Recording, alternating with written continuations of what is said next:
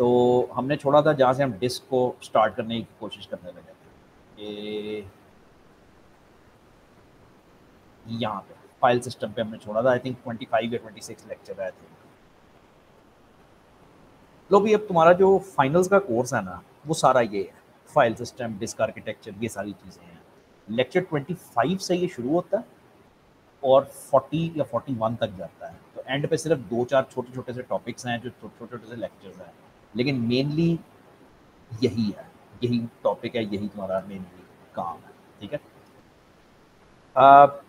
इसमें कुछ चीज़ें बड़ी जल्दी से हम कर लेंगे। फॉर एग्जांपल आर्किटेक्चर तो बहुत ही जल्दी से कर लेंगे, ये तुम जानते ही होगे ज़्यादातर चीज़ें पहले, तो मुझे कुछ ज़्यादा बताने की ज़रूरत नहीं है, ना इस पर टाइम ज़ाया करने की ज़रूरत है। तो तुम जानते हो कि डिस्क तुम्हारी जो है वो जो कन्वेंशनल डिस्क है, सॉरी जो मैग्नेटिक डिस्क है, एसएसडी की बात नहीं हो रही। ठीक है, तो जो मैग्नेटिक डिस्क 25-30 साल इस्तेमाल होती रही, वो राउंड थी, मतलब उनके अंदर एक प्लेट होती थी, एक सरफेस होती थी जो राउंड होती थी। 2 डिस्क थी ना, एक फ्लॉपी और एक हार्ड। तो फ़र्क कोई नहीं था, फ्लॉपी के अंदर बस ज़रा वो आ, हल्के मटेरियल की थी और हार्ड डिस्क में वो हार्ड मटेरियल की वो प्लेट होती थी। अच्छा, वो प्लेट लॉजिकली डिवाइडेड होती है ये ट्रैक्स के अंदर, ये जो गोल दायरे हैं इनको ट्रैक्स कहते हो, और ये जो कटे हुए इस तरह के पिज़्ज़ा के स्लाइसेस की तरह है, ये पिज़्ज़ा का स्लाइस एक बन जाता है, तो ये सेक्टर कहलाता है। तो तुम डिस्क तोड़ के हाथ में पकड़ोगे, उस पे तुम्हें कोई ट्रैक नहीं नज़र आएगा, कोई सेक्टर नहीं नज़र आएगा, वो एक बस एक तुम्हें मेटल की प्लेट नज़र आएगी, दैट्स इट। लेकिन लॉजिकली उसको तोड़ा हुआ है हमने ट्रैक्स और सेक्टर्स में। यानी सॉफ्टवेयर जब उसके साथ इंटरेक्ट करती है तो इट थिंक्स अबाउट हाउ कि ट्रैक की तरह, सेक्टर की तरह, फलाना फलाना फलाना। तो ट्रैक इन गोल दायरों को कहते हैं, सेक्टर इनको कहते हैं। ठीक है, इसके अलावा एक डिवाइस होती है हेड नाम की, जो इससे डेटा पढ़ती है। यानी हेड यहाँ पे ऊपर फिक्स हुआ होता है, मतलब हेड की मूवमेंट जो है वो बस आगे पीछे हो सकती है, वो हेड ऐसे ऐसे जा सकता है, हेड साइडवेज नहीं जा सकता। तो फॉर एग्जांपल हमने अगर ये येलो वाला ब्लॉक पढ़ना है, तो होता ये है कि हेड फॉर एग्जांपल यहाँ पे फिक्स हुआ हुआ है, इमेजिन करो। तो प्लेट घूमती है, घूम के पहले हेड के नीचे आती है और फिर हेड आगे पीछे होता है, डिपेंडिंग ऑन के उसने कौन से वाला ब्लॉक पढ़ना है। ब्लॉक क्या है? ब्लॉक बड़ा इंपॉर्टेंट लफ्ज़ है। ये जो येलो हाईलाइट हुआ हुआ एक हिस्सा, एक चीज़ है, इसको ब्लॉक कहते हैं। तो जिस तरह रैम के अंदर बाइट्स के अंदर डेटा स्टोर होता है, यानी हर एक सेल एक बाइट होती है, इसके अंदर ब्लॉक्स के अंदर डेटा स्टोर होता है। तो each unique intersection is a block.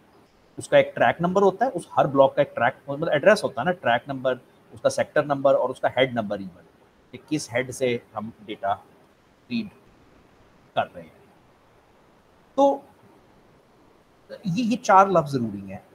Head head अगर वैसे तो तुम्हें लग रहा है कि डिवाइस है, इसका क्या करना है, लेकिन हेड के नंबर होते हैं। फॉर एग्जांपल तुम्हारे पास ये प्लेट है जिसके ऊपर भी डेटा है और नीचे भी है, यानी इसकी उल्टी साइड पे भी डेटा है। तो एक हेड ऊपर से डेटा पढ़ेगा, एक हेड नीचे से डेटा पढ़ेगा। फॉर एग्जांपल जो ऊपर वाला है उसको हेड 0 कह देंगे, जो नीचे वाला है उसको हेड 1 कह देंगे। ठीक है, तो हेड से ये पता चलता है कि डिस्क की कौन सी सरफेस है, सेक्टर से उसकी स्लाइस पता चली और ट्रैक से ट्रैक पता चला, और तुम इन तीनों को मिला के कहाँ पहुंच गए? एक ब्लॉक तक। ब्लॉक वो मिनिमम एड्रेसेबल यूनिट है जिसके ऊपर डिस्क पे काम हो सकता है। तो block is the smallest addressable unit in memory, नहीं इन डिस्क, डिस्क के ऊपर। ठीक है, हर ब्लॉक का एक यूनिक एड्रेस है, यानी हर ब्लॉक तक पहुंचने के कुछ यूनिक पैरामीटर्स हैं। वो ट्रैक नंबर अगर मैं आपको बता दूं, अगर मैं हेड नंबर बता दूं और मैं सेक्टर नंबर बता दूं, तो आप उस ब्लॉक तक यूनिकली पहुंच जाओगे। ठीक है ना। Density of magnetic material doesn't really matter.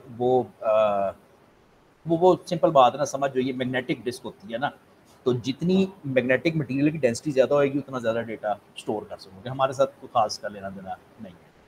Similarly surface area भी सीधी सी बात है, प्लेट का साइज जितना बड़ा करोगे उतना ज़्यादा डेटा आ जाएगा, नथिंग स्पेशल।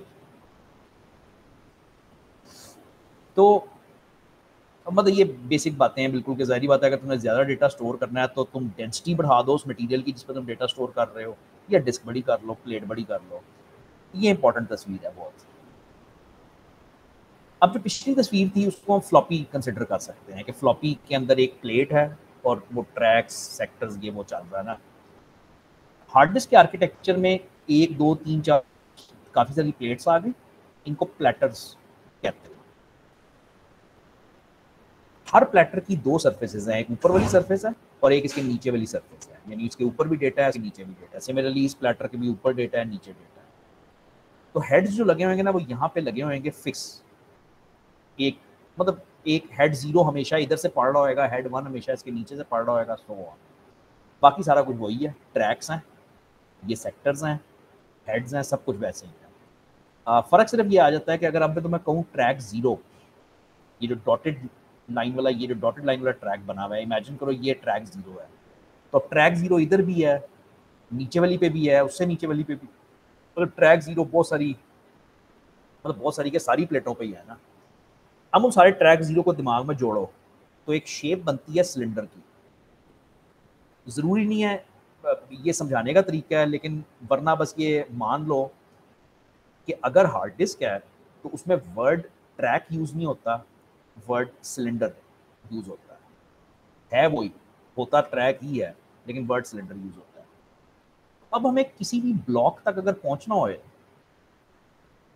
अगर हमें किसी भी एक ब्लॉक तक पहुंच के डेटा पढ़ना है, तो मैं आपको क्या क्या दूंगा? मैं आपको सिलेंडर नंबर दूंगा, मैं आपको हेड नंबर दूंगा जिससे आपको पता चलेगा कि सतह कौन सी है, सरफेस कौन सी है, और मैं आपको सेक्टर नंबर दूंगा, cylinder head sector, CHS, cylinder head sector. जिस तरह रैम में हर सेल का एक यूनिक एड्रेस होता है और बड़ा आसान होता है, लीनियर होता है, 1 2 3 4 5 6 7 ऐसे चलता है ना, तो रैम आसान होती है। डिस्क में पंगा होता है, डिस्क में ये कॉन्सेप्ट है कि मकान नंबर 4, गली नंबर 10, मोहल्ला नंबर 15, यानी वो 3 डिफरेंट पैरामीटर्स दे के फिर वहां तक पहुंचते हैं, लेकिन बहरहाल यूनिक होता है, हर एक जगह तक तुम पहुंच सकते हो। तो सिलेंडर सिंपल लफ्जों में ट्रैक है, मुश्किल लफ्जों में मैंने तुम्हें समझा दिया है। अब डिस्क में 2 किस्म के, 3 किस्म के बल्कि डिलेज आते हैं, टाइम रिक्वायर्ड होता है। पहले को कहते हैं रोटेशनल डिले।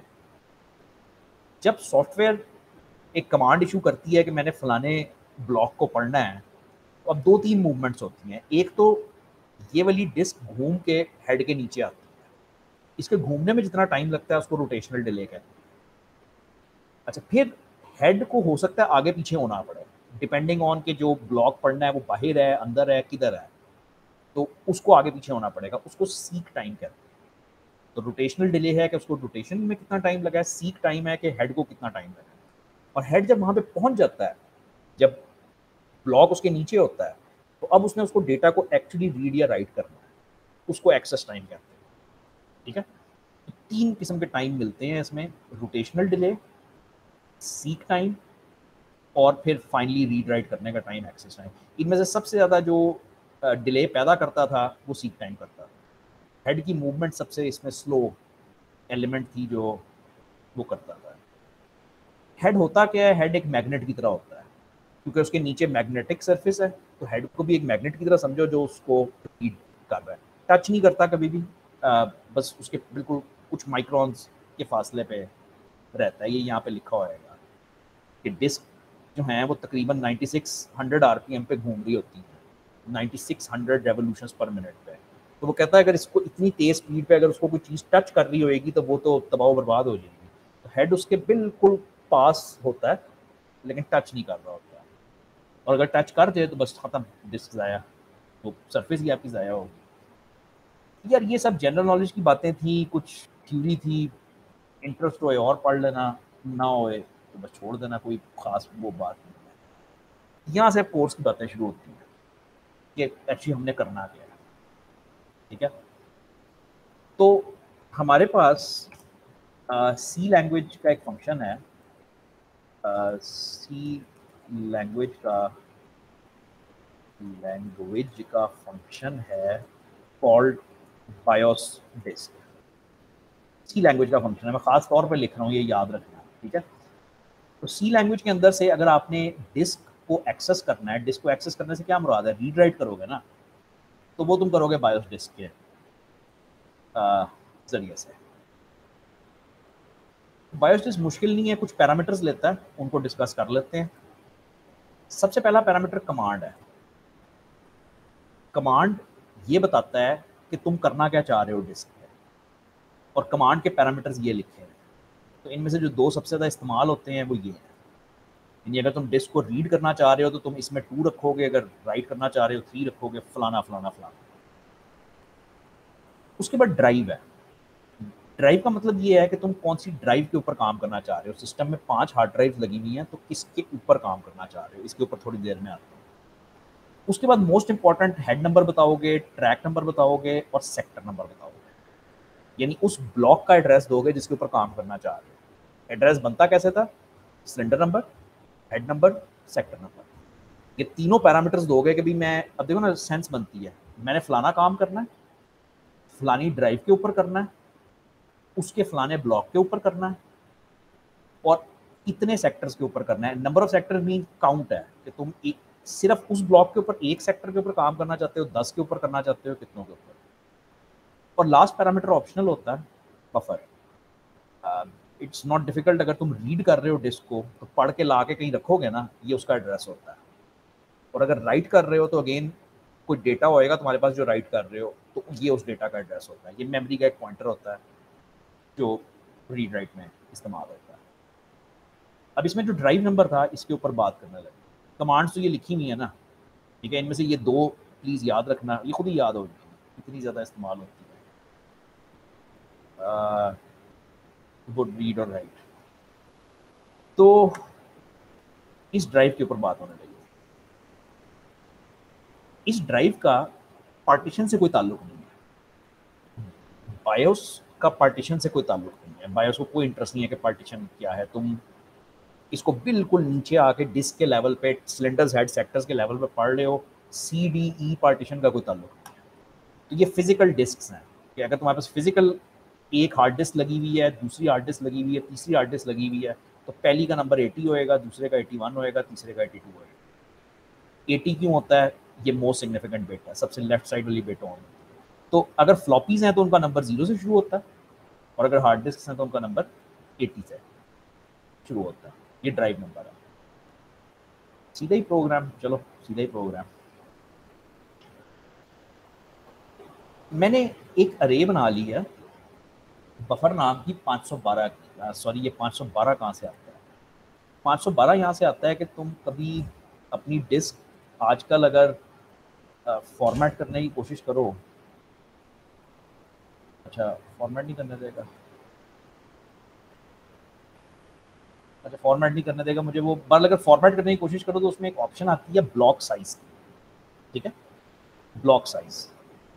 तो block size is 512 bytes unless otherwise stated. ये पूरी तुम्हें इन 10 चैप्टर्स में, 10 लेक्चर्स में बात हेल्प करेगी कि एक ब्लॉक का डिफ़ॉल्ट साइज़ 512 है अनलेस अदरवाइज स्टेटेड। आजकल 4 किलो है, तुम अपने सिस्टम पे चेक करोगे तो तकरीबन डिफ़ॉल्ट 4 नहीं सॉरी 4 मेगा है, 4 मेग है आजकल जो डिफ़ॉल्ट साइज़ है, but you can change it. लेकिन हम इस बुक में फ़िलहाल 512 यूज़ कर रहे हैं।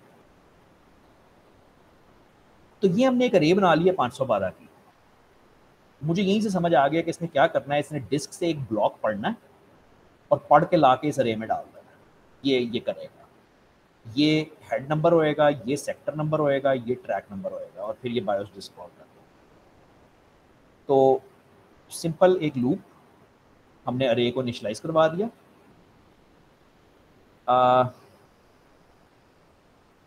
ये क्या है? अच्छा, इन दोनों को इकट्ठा पढ़ो। Gets means get string.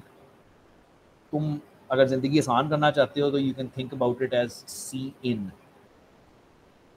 तो सी इन करते हो ना तुम, तो वो सी लैंग्वेज में गेट एस है, गेट स्ट्रिंग। तो हमने बेसिकली यूज़र से इनपुट ले रहे हो ना, तो तुमने यूज़र से इनपुट ली एस टी, यूज़र ने कुछ बता दिया, ये फाइल नेम है कि तुमने कौन सी फाइल खुलवानी है, शायद शायद मेरा ख्याल है। तो उसके बाद ये एफ ओपन का फंक्शन कॉल करता है, यानी फाइल ओपन करता है, वही एस टी फाइल जो यूज़र ने बताई है, और राइट मोड में ओपन करता है। W B means write binary. तो इन 2 लाइनों में सिंपली उसने यूज़र से पूछा कि फाइल नेम बताओ, यूज़र ने फाइल नेम बताया, उसने उस फाइल को ओपन कर लिया फॉर राइटिंग, और फाइल का पॉइंटर आ गया एफ। इसको अब इग्नोर कर दो बिल्कुल। अब ये 3 लाइनें पढ़ो और देखो तो समझ आती है कि क्या कर रहा है।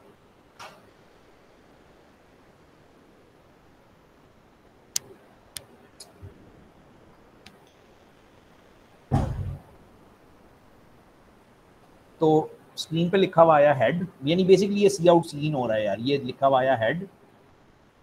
उसके बाद उसने यूज़र से पूछा कि हेड नंबर बताओ, यूज़र ने हेड नंबर इनपुट किया, और ये पुट एस का मतलब है पुट स्ट्रिंग, तो ये वो वापस यूज़र को दिखा रहा है कि क्या इनपुट किया है। मैंने यूज़र से हेड नंबर लिया, मैंने यूज़र से सेक्टर नंबर लिया, मैंने यूज़र से ट्रैक नंबर लिया। बेसिकली मैं यूज़र से पूछ रहा हूँ कौन से एड्रेस पे तुमने काम करना है, यूज़र ने तीनों पैरामीटर्स दे दिए। मैंने बायोस डिस्क का फंक्शन कॉल कर दिया, कमांड दी मैंने उसको टू, विच मीन्स रीड। मैंने उसको कहा कि डिस्क नंबर 80 से पढ़ना है, विच मीन्स कि ये फर्स्ट फिजिकल हार्ड ड्राइव होएगी तुम्हारी, मास्टर ड्राइव जो भी लगी। उसके बाद मैंने उसको head number, track number, sector number दे दिए जो यूज़र ने दिए थे, और मैंने उसको कहा कि मैंने एक सेक्टर पे काम करना है, तो जब तुम इस एक सेक्टर को पढ़ के ले आओगे तो ला के उसको बफ में डाल देना। ये सारी गेम है। और इसमें चीज़ रह क्या गई, वो सिर्फ ए टू आई रह गया। ए टू आई सी का फंक्शन है, सी लैंग्वेज का, stands for alpha two integer. Alpha two integer मतलब वो यूज़र ने जो एंटर किया वो स्ट्रिंग में एंटर किया ना हेड नंबर, तो स्ट्रिंग को कन्वर्ट कर लिया नंबर के अंदर। तो मैंने यूज़र से इनपुट ली, पहले पूछा फाइल कौन सी, फाइल तो अभी तक आई नहीं, शायद देखते हैं क्या होएगा। फिर head number, sector number, track number लिया, और फिर मैंने जाके वो हेड ट्रैक सेक्टर पढ़ लिया, पढ़ के बफ में डाल दिया। बायोस डिस्क का फंक्शन रिटर्न करता है एक इंट, ये लिखा नहीं हुआ तो मैं लिख देता हूँ। तो ये जो है ये रिटर्न करता है एक इंट। अब इस इंट में if upper byte of this int is equal to 0, तो इसका मतलब होता है कि ऑल इज वेल, यानी सर्विस कामयाबी से चल गई है, डेटा उठा के ले आई है। If upper byte is not equal to 0, then जाहिर बात है कोई प्रॉब्लम हुई है, then error code is in lower byte. लिखा नहीं हुआ था इसलिए मैंने लिख दिया कि बायोस डिस्क रिटर्न करती है एक इंटीजर। जाहिर बात है इंटीजर के दो हिस्से, दो कैरेक्टर्स, दो बाइट्स बनती हैं। तो अगर तो अपर बाइट क्लियर है, 0 है, सब कुछ ठीक ठाक है। लेकिन अगर अपर बाइट 0 नहीं है तो इसका मतलब है कि कोई एरर है, और वो एरर कोड लोअर बाइट में होता है। तो जब बायोस डिस्क चलेगी तो वो ये एक इंटीजर वापस कर देगी। तुम उस इंटीजर की अपर बाइट, ये +1 किया हुआ है, अपर बाइट चेक कर लेते हो। अगर वो 0 है which means all is well, तो तुम ये करते हो कि तुम फाइल के ऊपर राइट करते हो, यानी वो जो रीड किया ना तुमने बफर में, वो तुम फाइल के ऊपर राइट कर रहे हो, और बस अल्लाह खैर से अल्लाह। लेकिन एल्स यानी अगर कोई एरर है तो तुम उसको एरर को प्रिंट करवा देते हो, उसने पूरा आई प्रिंट करवा दिया। ठीक है, काफ़ी सादा सा प्रोग्राम है, मतलब बहुत ही सादा है एक्चुअली। ठीक है, अच्छा ये अब तुम पता नहीं चला सकते हो या नहीं, क्योंकि तुम लोग यूज़ कर रहे हो एमुलेटर्स इस सब्जेक्ट को पढ़ने के लिए, जहाँ पे तुम डिस्क को डायरेक्टली एक्सेस करने की कोशिश करते हो, एमुलेटर्स गुस्सा करते हैं। मतलब ये विंडोज़ में तुम नहीं काम कर सकते। विंडोज़ में जैसे ही तुम डिस्क पे इस तरह से डायरेक्ट जाने की कोशिश करते हो, विंडोज़ ब्लॉक कर देती है। विंडोज़ कहती है कि तुम वायरस हो, और तुम्हें वहीं पर रोक देती है। डॉस में इट्स पॉसिबल, लेकिन हम असल डॉस तो इस्तेमाल नहीं ना करते, हम एमुलेटर इस्तेमाल करते हैं। तो एमुलेटर्स के अंदर एक अपनी बिल्ट इन लेयर होती है वर्चुअल मशीन के अंदर या एमुलेटर के अंदर। तो इसका सही मज़ा ये है कि लिनक्स पे करो या मतलब उस पर करो, यूएसबी से कंप्यूटर को एक्चुअली डॉस में बूट करवा के करो। ठीक है, देखते हैं क्या करते हो। फिलहाल तो हम पढ़ ही लेंगे। तो ये बायोस डिस्क हो गई। अब बायोस डिस्क एक्चुअली कैसे काम करती है? ठीक है, बायोस डिस्क कैसे काम करती है कि ये तो एक हाई लेवल लैंग्वेज का फंक्शन है ना, सी लैंग्वेज का फंक्शन है। तो this works by actually calling interrupt 13। बताने की जरूरत नहीं होनी चाहिए इंटरप्ट 13 बायोस का इंटरप्ट है। तो बताने की जरूरत इसलिए नहीं कि अगर डॉस का इंटरप्ट होता तो इंटरप्ट 21 होता, वो सारे ही 21 पे होते। ठीक है ना। तो बायोस डिस्क काम ऐसे करती है कि वो इंटरनली इंटरप्ट 13 को कॉल करती है। ठीक है जी। अब इंटरप्ट 13 को थोड़ा सा हमें देखना पड़ेगा कि वो कैसे काम करता है। तो इंटरप्ट 13 ये है। देखो आप समझने की कोशिश कर रहे हैं कि हमने हाई लेवल लैंग्वेज से शुरू किया, सी लैंग्वेज का एक फंक्शन था, वो काम कर रहा है डिस्क के ऊपर, वेरी गुड। लेकिन अब वो इंटरनली कैसे काम करता है, वो इंटरप्ट 13 की सर्विसेज कॉल करता है। ठीक है, जारी बात है एएच में हमेशा सर्विस नंबर आता है, फिर नंबर ऑफ सेक्टर्स आ गए, फिर track number, sector number, head number, जारी बात है एड्रेस आ गया, फिर ड्राइव नंबर आ गया। तो ये सारे वही पैरामीटर्स हैं जो बायोस डिस्क यूज कर रहा है इनफैक्ट। ठीक है ना। तो लेकिन ये मतलब इंटरनली इंटरप्ट 13 कॉल कर रहे हैं। अब इंटरप्ट 13 में एक प्रॉब्लम है। वो प्रॉब्लम ये है,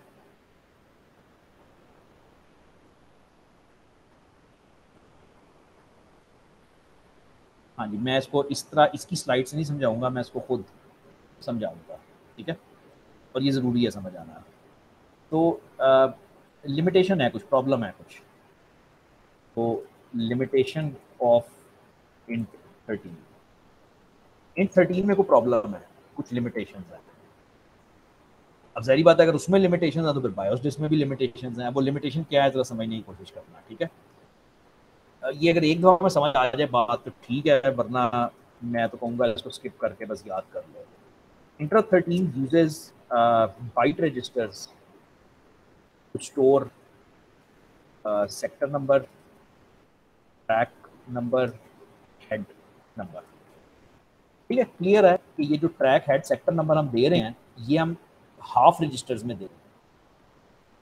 HL लिखा हुआ है ना, तो हाफ रजिस्टर्स क्या होते हैं, वो बाइट रजिस्टर्स होते हैं। उनकी उनका साइज बाइट, एक बाइट होता है उनका साइज ना, 8 बिटों का।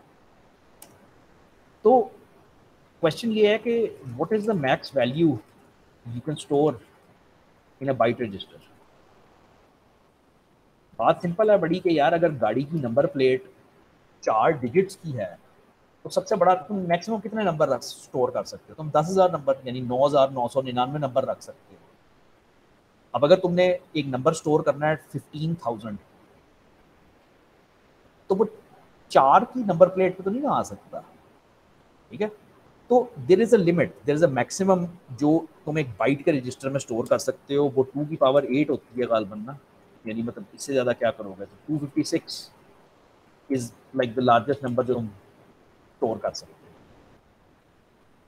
इसका मतलब ये है कि मैक्सिमम ट्रैक नंबर भी 256 ही होएगा, मैक्सिमम सेक्टर नंबर भी 256 ही होएगा, और मैक्सिमम हेड नंबर भी 256 ही होएगा। ठीक है, अगर तुम इन सारों को मल्टीप्लाई करो तो तुम्हारे पास आ जाएंगे नंबर ऑफ ब्लॉक्स।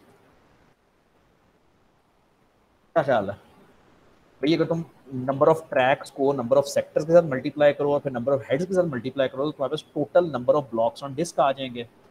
और अगर तुम इस रिजल्ट को मल्टीप्लाई करो 512 के साथ, तो 512 बाइट्स होती हैं एक ब्लॉक में, तो तुम्हारे पास टोटल डिस्क का साइज आ जाएगा इन बाइट्स। अब ये करके देखो, तो 256 इंटू 256 इंटू 256 इंटू 512, तो ये मैक्सिमम डिस्क का साइज है तो मैनेज हम कर सकते हैं। ठीक है, अब ये बाइट्स में लिखा हुआ है तो मैं इसको किलो बाइट्स में कन्वर्ट करूंगा बाय डिवाइडिंग बाय 1024। ये किलो बाइट्स आ गए। अभी भी बहुत बड़ा है, दोबारा डिवाइड कर लेते हैं, ये मेगा बाइट्स आ गए। वैसे तो अब समझ आ रही है, लेकिन एक दफ़ा और डिवाइड करोगे तो आसान हो जाएगा। ये गीगा बाइट्स आ गए। ठीक है, तो approximately 8 gigabyte disk can be managed using Int13। एक बात बता दूं, मेरी कैलकुलेशंस सही नहीं है। अगर तुम ये उठा के गूगल पे लेके जाओगे ना, मैं बता देता हूँ वैसे, लेकिन ज़रूरत नहीं है इतनी, लेकिन अगर तुम ये उठा के गूगल पे लेके जाओगे तो तुम्हें पता चलेगा कि ये पैरामीटर तो शायद 256 ही है, लेकिन ये शायद 1024 मिला है तुम्हें। ठीक है, अब वो कैसे होता है, वो ऐसे होता है कि टेक्निकली स्पीकिंग अगर बहुत ही इस बात के अंदर जाओ, मेरे ख्याल में ज़रूरत तो कोई नहीं है, तो ये 8 की 8 बिट्स इस्तेमाल ट्रैक नंबर के लिए नहीं होती।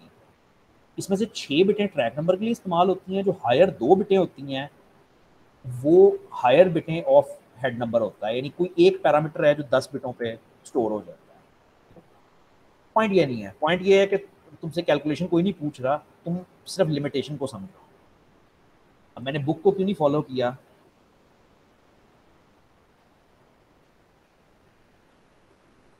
हाँ ये देखो ना, मैंने तो 256 कह दिया ना, लेकिन एक्चुअली रियलिटी में 1024 ट्रैक होते हैं, लेकिन अब वो उस बात को समझाना बड़ी टू मच डिटेल है, it's not worth it.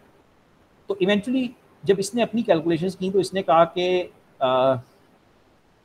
Maximum disc जो मैं एक्सेस कर सकता हूँ वो 504 MB की है। मैंने अपनी कैलकुलेशंस की, मुझे 8 GB मिल गया। कुछ बुक्स में तुम्हें कैलकुलेशंस मिलेंगी वो 40 GB तुम्हें तक कर देगी। पॉइंट ये नहीं है, पॉइंट ये है कि there is a limitation, there is a problem, कि कोई ना कोई मैक्सिमम लिमिट है जहां तक हम जा सकते हैं। अब इशू क्या बना? इशू ये बना कि सड़क पे, सॉरी, नंबर प्लेट जो था वो 4 डिजिट का था। सड़क पे गाड़ियां 1 लाख आ गई, मैन्युफैक्चरर गाड़ियां बनाता गया, 1 लाख गाड़ी आ गई, नंबर प्लेट लगाने वाले के पास 4 ही डिजिट है। तो प्रॉब्लम हार्डवेयर का नहीं है, प्रॉब्लम सॉफ्टवेयर का है, एड्रेसिंग का प्रॉब्लम है, एड्रेसिंग को किसी तरीके से संभालना है। ठीक है, तो इसका जो इलाज निकाला गया,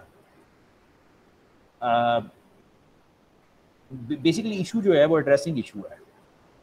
addressing issue solve by LBA. Issue actually ये एड्रेसिंग क्या है कि तुम्हारे पास वो नंबर प्लेट छोटा है, 8 बिटों के ऊपर तुम ट्रैक नंबर लिख रहे हो, सेक्टर नंबर लिख रहे हो, हेड नंबर लिख रहे हो। अगर मैं इसको बढ़ा के 16 बिटें कर दूं या 32 बिटें कर दूं, प्रॉब्लम सॉल्व।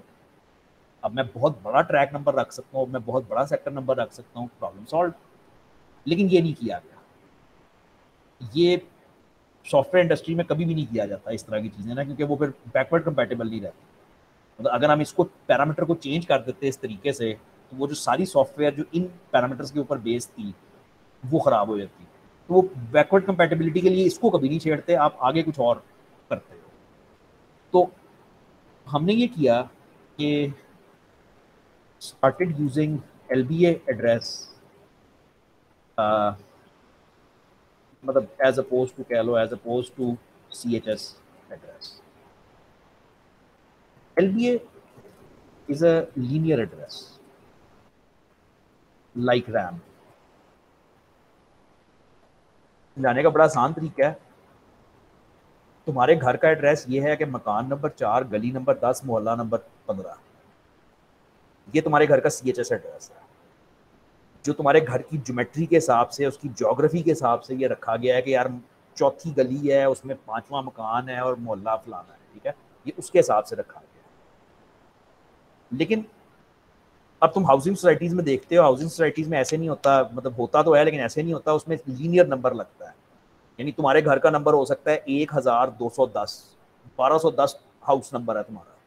तो वो कैसे करते हैं? वो ऐसे करते हैं कि वो हर दरवाजे पे 1 2 3 4 5 6 7 8 9 10 लगाते जाते हैं, और बस वो, मतलब वो लीनियर एड्रेस है, उसमें ये इस चीज़ का कॉन्सेप्ट नहीं है कि मोहल्ला नंबर 4, गली नंबर 10। फिजिकल लेआउट से उसका ताल्लुक नहीं होता। ठीक है ना? तो किया हमने ये कि हमने CHS एड्रेस को कुर्बान कर दिया। एक्चुअली कुर्बान करना नहीं करना चाहिए, CHS तो मौजूद रहेगा, लेकिन उसके साथ हमने LBA यूज करना शुरू कर दिया, which is a linear address. और ये कहानी ख़त्म यहाँ पे होती है कि इसको इस्तेमाल करते हुए हमने डिज़ाइन की Int13 extended services were designed to use LBA address, and this allowed us to access huge disks। ये प्रॉब्लम कभी दोबारा नहीं आएगा। ये प्रॉब्लम इतना ज़्यादा है कंप्यूटर साइंस में आजकल की दुनिया में, क्योंकि जब कंप्यूटर साइंस 70s 80s में स्टार्ट हुई थी तो किसी ने ये चीज़ें सोची ही नहीं थी कि यार ये भी होएगा कभी। वो IP वर्जन 4 का क्या प्रॉब्लम है कि जब IP वर्जन 4 का एड्रेसिंग सिस्टम बनाया गया था तो किसी ने सोचा भी नहीं था कभी कि इतनी डिवाइसेस कनेक्ट हो जाएंगी कि एड्रेस ही खत्म हो जाएगा। तो वो अब IPv6 पे जाना पड़ा है, लेकिन अब IPv6 इज सो ह्यूज कि वो कभी ख़त्म नहीं होगा। सिमिलरली वो 32 बिट की जो एड्रेसिंग थी तुम्हारे प्रोसेसर्स पे ट्रेडिशनली 20 साल तक, तकरीबन 15-20 साल तक तुम 32 बिट की एड्रेसेस पे काम करते थे। तो उनका प्रॉब्लम ये था कि मैक्सिमम मेमोरी जो थी वो 4 GB लग सकती थी तुम्हारे लैपटॉप पे या सिस्टम में। तो अगेन उस टाइम पे किसी ने सोचा भी नहीं था कि 4 GB से भी प्रोग्रामर आगे चला जाएगा, तो प्रोग्रामर तो अब 400 GB पे चला गया। तो अगेन 64 GB अलाउज दैट। तो ये मतलब मसला आता रहता है। हमने पिछला क्यों नहीं कुछ डिस्टर्ब किया, बैकवर्ड कंपैटिबिलिटी, इसको नहीं छेड़ना, ये खराब हो जाएगा, ठीक है। तो इवेंचुअली ये मसले का हल, ये जो लिमिटेशन थी इसका हल हमने निकाला एक्सटेंडेड सर्विसेज के जरिए से। एक्सटेंडेड सर्विसेज मेरे ख्याल में तुम्हें करवा तो नहीं आ सकता, लेकिन तुम्हें समरी दे देता हूँ, ठीक है। तो ये है इंट 13 की एक्सटेंडेड सर्विसेज।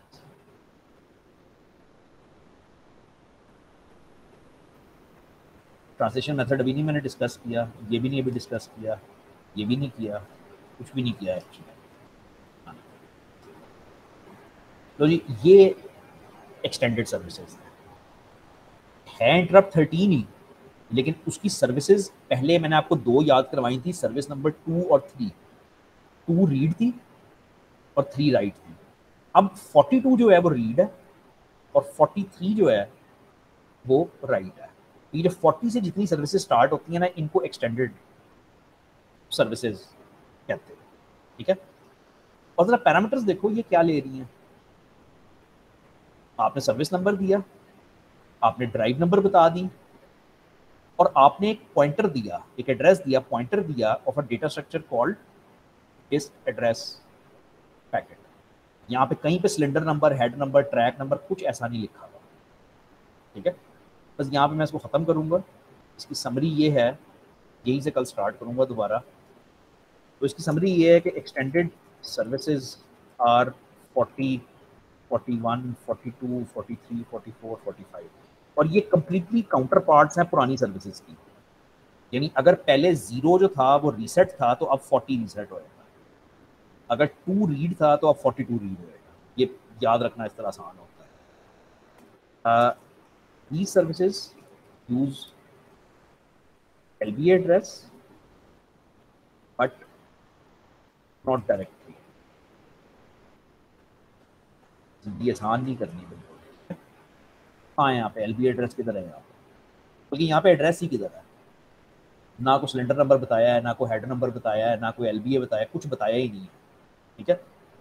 तो they use a data structure called DAP, disk address packet। The LBA address and other parameters are stored within the DAP। बस मेरा हाल है यहाँ पे बंद हो जो। और लेकिन अब प्रॉब्लम यही है कि अब कल जब मैं इसको यहीं से उठाऊँगा तो ये पीछे वाली सारी कहानी आपको याद होनी चाहिए, ठीक है। हौसला रखो, कुछ हो जाएगा, बचत हो जाएगी।